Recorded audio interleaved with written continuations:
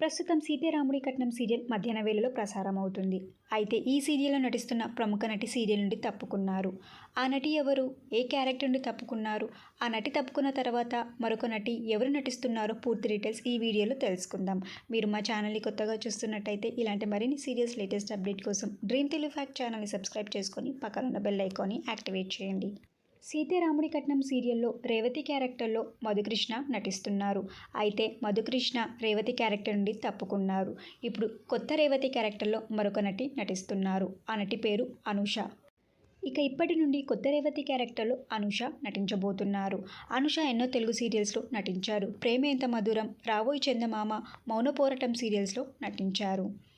సీతారాముడి కట్నం సీరియల్లో రేవతి క్యారెక్టర్ నుండి మధుకృష్ణ తప్పుకోవడం మీకు ఎలా అనిపిస్తుందో మీ అభిప్రాయాన్ని కింద కమెంట్ బాక్స్లో కామెంట్ చేయండి.